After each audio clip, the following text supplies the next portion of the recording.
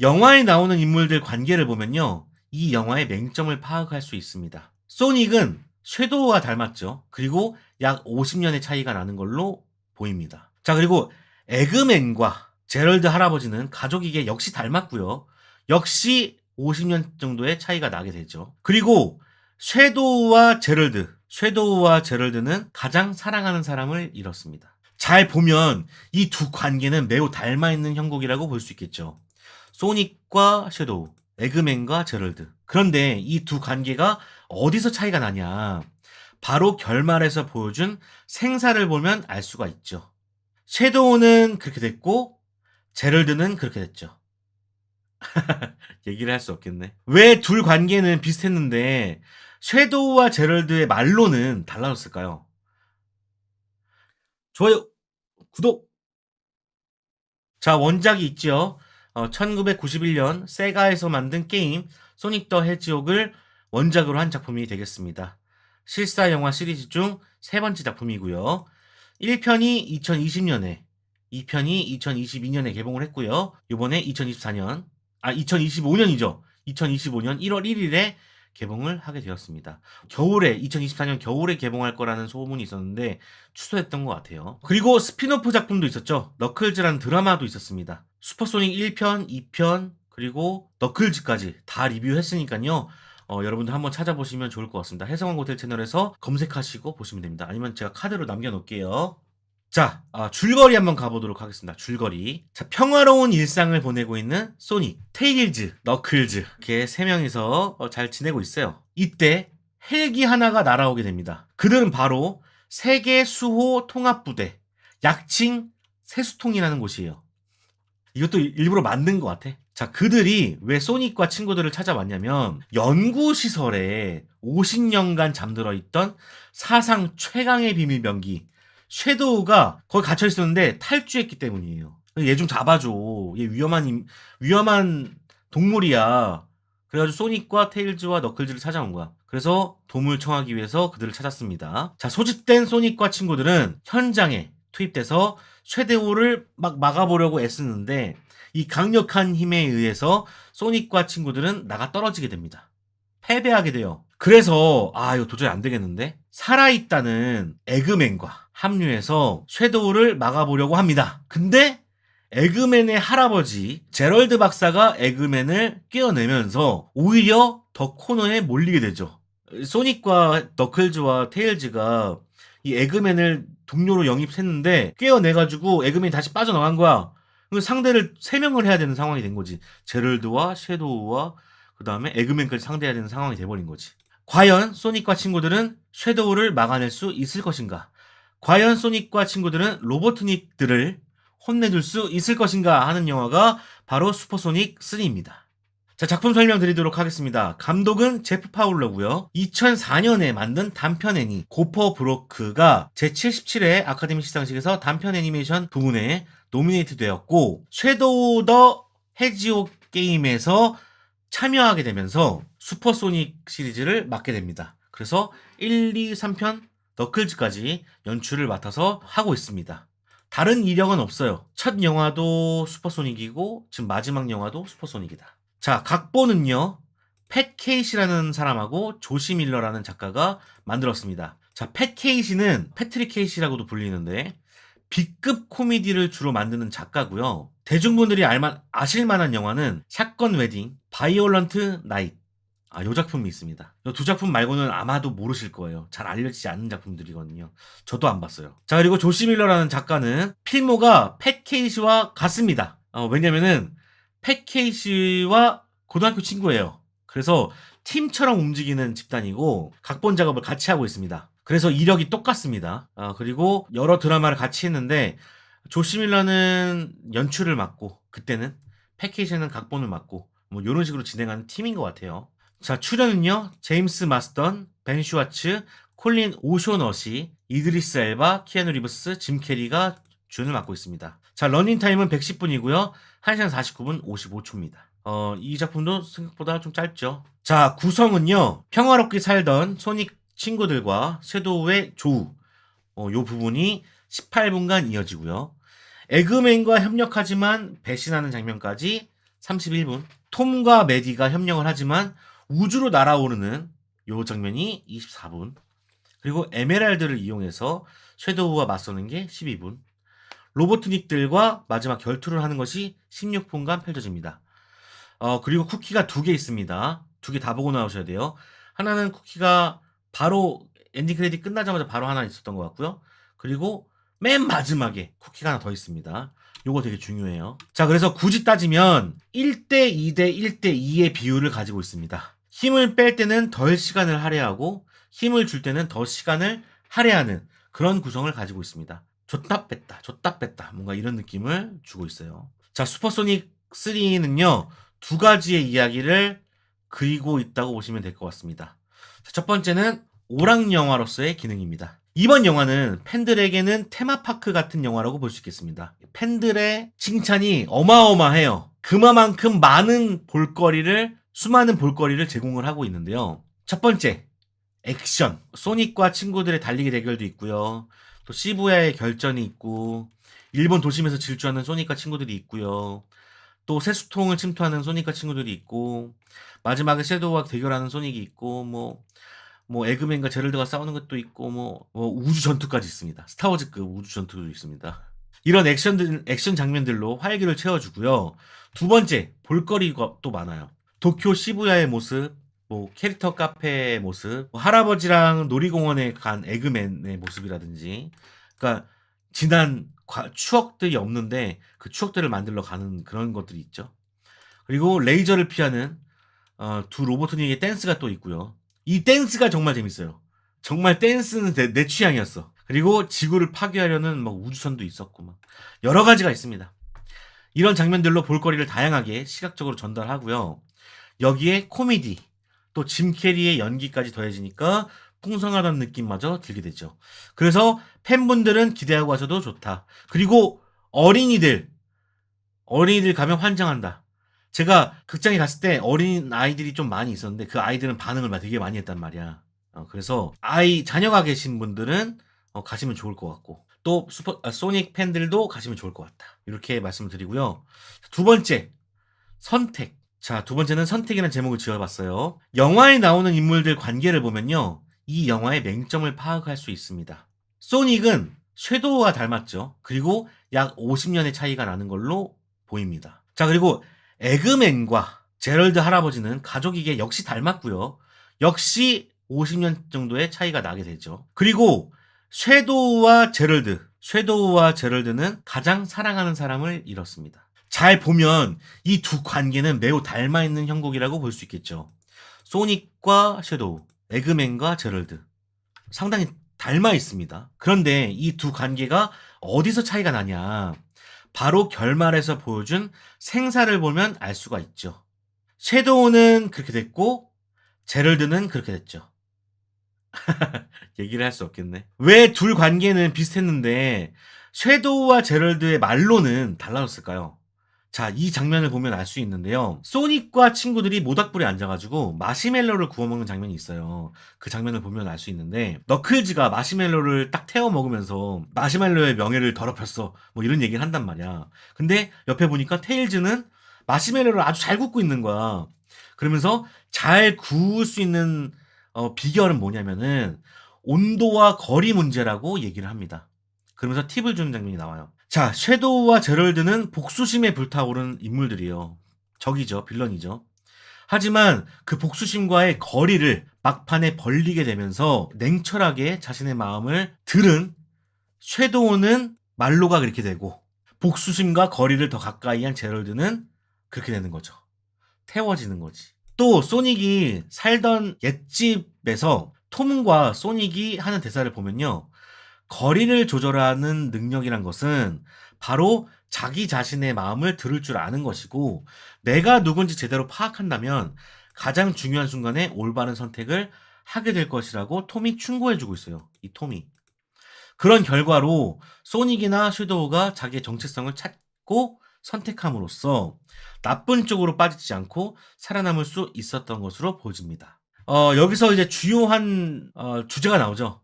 복수에는 승자가 없다. 그러니까 내가 이렇게 했다고 해서 똑같이 그렇게 할 필요가 없다. 요거는 어떻게 보면은 소닉 3만의 어떤 주제일 수도 있지만 2025년 우리나라에게 하는 이야기이기도 합니다.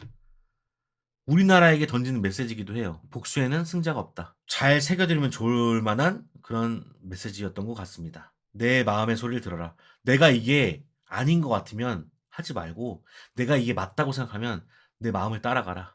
이런 얘기를 하고 있어요. 자, 저는 어떻게 봤냐면요. 개인적으로 시리즈 중에서 가장 재밌게 봤습니다. 1, 2, 3편을 두고 비교를 해보자면 이번 편이 가장 재밌고요. 비교가 안 될 정도로 스케일이 커졌다고 생각을 해요. 자, 그렇다고 해서 아주 재밌었다, 명작이었다라고 말하기에는 좀 그렇습니다. 그냥 극장에 제가 아까 아이들이 있었다고 했잖아요. 근데 그 아이들이 많이 찾아왔는데 그 아이들이 되게 소리를 많이 지르더라고. 아이들이 재밌었으면 됐다 싶더라고. 나는 좀 비록 그냥 그럭저럭 봤지만 애들이 재밌었으면 됐지. 사실 타겟이 전체 관람가기 때문에 어쩔 수 없는 것 같습니다. 개인적으로는 제프 파울러의 연출 혹은 연령대로 인해서 소닉 시리즈는 좀 저에게는 안 맞는 느낌이 들었어요. 확실히 들었어. 좀처럼 간극이 좁혀지질 않아서 되게 아쉬웠습니다. 요번에 이 슈퍼소닉을 아내하고 같이 보게 됐는데 아내는 너무 재밌게 봤어요. 너무 재밌게 봤대. 나는 좀 그냥 그랬어. 그러니까 좀 차이가 있다는 걸 말씀을 드립니다. 자, 그래서 이번 영화 리뷰도 나는 왜 소니 시리즈와 함께 하지 못하는가에 대해서 이야기를 해보려고 합니다. 자, 첫 번째, 유치해. 유치해. 정확하게 말하면요. 타겟이 좀 안 맞는다는 느낌이 들어요. 대체로 농담을 많이 하게 되는데 농담이 잘 통하지도 않거니와 쉴 새 없이 오가면서 쉴 틈을 주지 않아서 리액션 하기가 힘든 데다가 제4의 벽을 허물면서 뜬금없는 느낌을 주게 되거든요. 이런 방식은 데드풀에서 보여주는 것과 되게 비슷한 맥락이라고 볼 수 있겠는데 데드풀과 소닉의 차이는 이 실사에서 오는 호흡의 차이가 있다고 생각을 해요. 데드풀 역시 쉴 새 없이 농담을 주고받는데 제가 충분히 리액션을 할 틈은 주거든요. 근데 소닉은 3D고 막 더빙이 막 왔다 갔다 하기 때문에 막 그마저도 없어요. 그런 틈 자체가 없어. 특히 제4의 벽을 허물 때는 이전의 분위기와 동떨어진 느낌이 되게 들거든요.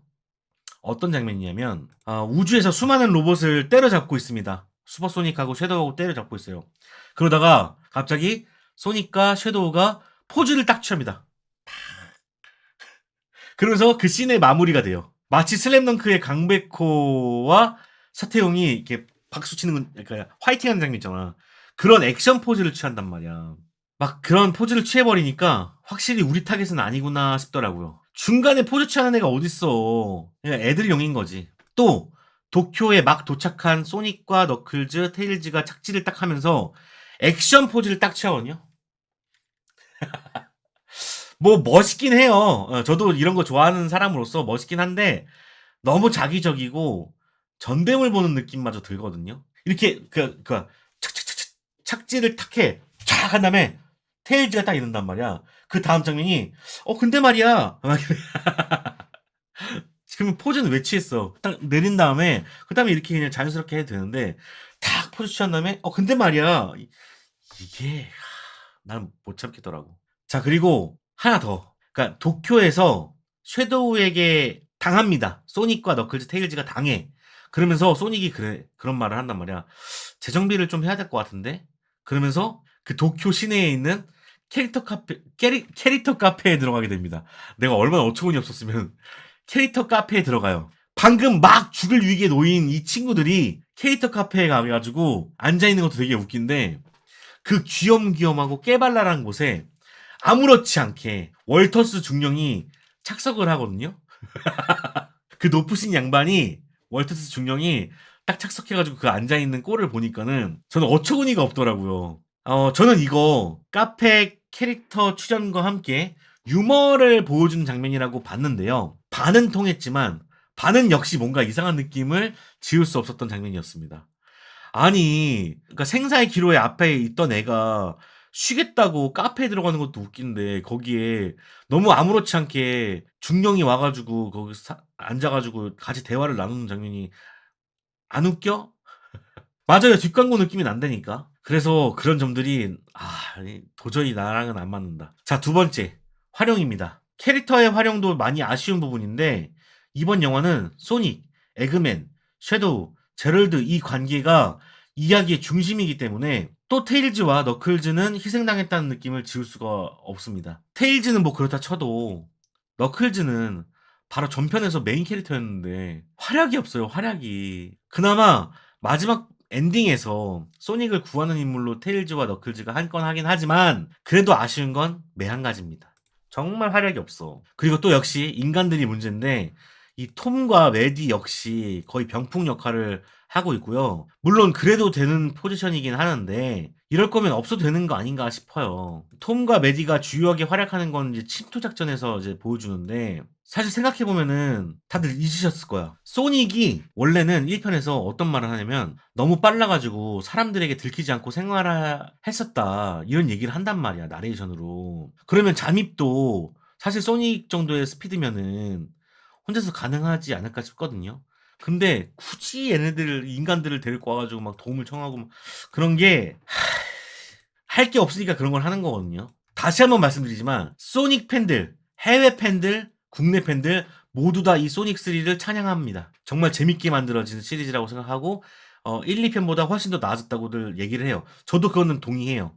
그럼에도 역시 간극을 줄일 수는 없었고 나는 이 감독과 안 맞는다. 모르겠어요. 연령대가 조금 높은 거라면 모르겠는데 지금 자체에서는 낮은 연령대가 역시 문제가 되는 것 같다 생각이 들고 뭐 다시 한번 또 얘기하자면은 애들이 재밌었으면 됐다. 애들이 재밌으면 됐지 뭐 내가 뭐 중요해?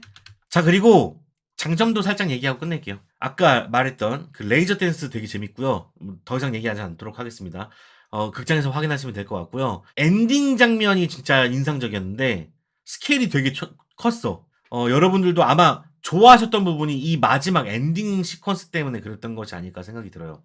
여기는 스포일러 할게요. 여기 마지막 한 1분 정도밖에 안 나오니까 스포일러 할게요. 스킵하시면 될 것 같습니다. 안 보신 분들은. 이 엔딩 장면이 어떤 게 있었냐면은 소닉이 에메랄드로 인해가지고 변해가지고 섀도우와 싸우는 거. 그리고 이게 되게 드래곤볼 같거든요. 진짜 멋있고. 그리고 제럴드 전갈과 에그맨 사마귀의 대결이 있습니다. 그것도 되게 유치하게 볼만했고, 소닉과 섀도우가 로봇들을 막 격파하죠. 우주에 날아가지고 막 격파하죠. 그리고 광선을 막 막아냅니다. 막아내다가 에그맨과 너클즈와 테일즈가 같이 합심해가지고 방향을 틀죠. 그러면서 달인지 뭔가 광선으로 베어내게 되고, 그 다음에 소닉이 이제 힘이 빠져가지고 이제 지구로 떨어지는데 테일즈와 너클즈가 필사적으로 소닉을 구하러 움직이게 되고요. 여기 조금 살짝 눈물 나는 그 포인트입니다. 그리고 마지막 인사를 남기는 에그맨. 요것도 뭔가 그런 소문이 있잖아요. 제가 지금 확인은 못했는데 짐 캐리가 은퇴한다는 얘기가 있어요.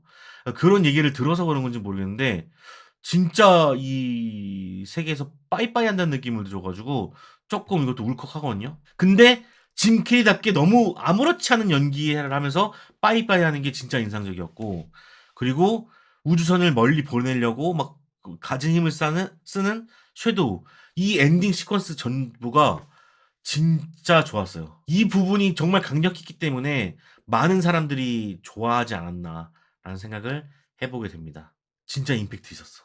자, 아까 질문 한번 받아볼게요. 에그맨 또 나올까요?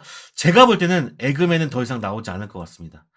솔직히 나이도 나이거니와 더 이상 여지가 없어. 이번에는 여지가 없어. 여지가 없다고 생각해요. 그래서 에그맨은 속편에는 나오지 않고 나오게 되더라도 과거 모습으로 나오지 뭔가 미래적인 모습으로 나오진 않을 것 같아요. 네. 또 나올 듯요. 대사집 18K 금으로 써준대요. 아 진짜? 흥행 1위 뿔이 넘었어요. 다음 편도 나오겠네요. 다음 편 무조건 나오는 걸로 알고 있고요. 이게 소닉이 재미없어도 계속 나오는 이유가 1편부터 전 세계적으로 흥행을 하고 있거든. 제작비에 비해서 손익분기점을 넘고 있거든. 그러니까 세가, 소니 이런 데서 영화를 계속 왜 저런 데도 만들지 하는 이유는 그만큼 흥행 성적을 기록하고 있기 때문이에요. 그 IP의 그 힘이 있기 때문에 예를 들어서 베놈 같은 경우 제가 얘기했죠. 5배 벌고 막 7배 벌고 막 그런단 말이야. 아무리 재미없어도 소닉도 아마 그럴 것이다. 제가 알기로는 소닉 1편도 2배 번 걸로 알고 있거든요. 한번 볼까요? 자, 소닉 1편 보면은 제작비가 8,500만 달러예요. 1억 달러가 안 되죠. 1억 달러가 안 되는데 북미 월드와이드로 보면은 10만, 100만, 1000만, 억, 3억 달러야. 3배 벌었어. 아니지, 3배가 뭐야? 4배 번 거야. 이러니까 안 할 수가 있나 하는 거야. 우리나라는 안 돼. 우리나라는 여기에 동참을 안 하는데 전 세계적으로 일단 소닉의 팬이 있으니까. 와, 4배나 벌었어? 자, 2편 볼까요? 자, 2편 보면은 제작비가 9천만 달러. 역시나 1억 달러가 안 되죠. 근데 월드 박스 오피스가 4억 달러야? 4배씩 벌고 있는 거야. 1편 4배, 2편 4배, 3편도 4배 벌겠네. 이러니까 안 만들 수가 있나. 그러니까 계속 이 감독으로 가는 거야, 제프 파울러로. 그 캐릭터들 뭔가요? 애들 브랜드 캐릭터인가요? 도쿄에 실제로 있는 샵? 시부야에 있다네요. 뭐 아마 세가하고 관련된 캐릭터지 않을까 생각이 들었어요. 안 그러면 나올 리가 없지. 뭔가 써먹을 일이 있으니까 그걸 나오게 한 것 같아요. 트랜스포머처럼 인간을 빼야 되나요? 아, 근데, 그니까, 인간을 빼야 된다, 이제 빼도 괜찮다고 생각이 들어요. 이제는. 슈퍼소닉 같은 경우는.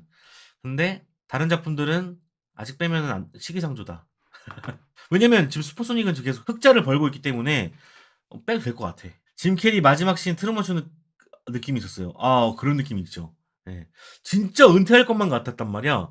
그래가지고 그 연기가 왜 이렇게 별거 아닌데 막, 막 이런 거 한단 말이야. 근데 막 울컥하더라고. 신기하긴 했어요. 은퇴한다든지 꽤 됐는데 소닉만 나와요. 항상 마지막 같은 작품. 근데 이번에 진짜 마지막이 되지 않을까. 자, 그래서 내일 보실 분들은 보시라. 예, 소닉 팬이시라면 보시면 좋을 것 같고. 그러니까 마음을 좀 완전히 내려놓고 가야 될 것 같아. 저는 여러분들이 아시겠지만 저는 이제 40이에요. 40이 전체 관람가를 보면서 즐기기란 사실 쉽지 않아요. 여러분들도 40이 돼 보면 알 거야. 근데 40이 돼서도 동요하게 만드는 작품들이 있거든요. 실제로 제가 아직도 보면 좋은 게 나홀로 집에 이런 작품들은 아직도 봐도 좋고, 그리고 특히나 최근에 2000년도 들어오면서 가장 재밌게 보고 있는 전체 관람가 작품은 패딩턴이란 말이에요. 패딩턴은 또 그것도 유치한데 이상하게 끌리는 그런 맛이 있단 말이지. 근데 소닉은, 그것보다 조금 더 어린 느낌이라서, 좀 참기 힘들다.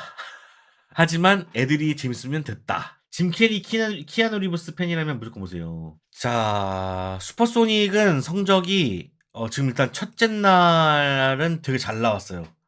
9만 명. 오늘 휴일이었기 때문에 9만 명 나온 거란 말이야. 만약에 목요일 날, 수요일 날 9만 명, 목요일 날 절반으로 떨어졌을 경우에는 9만, 10만, 15만.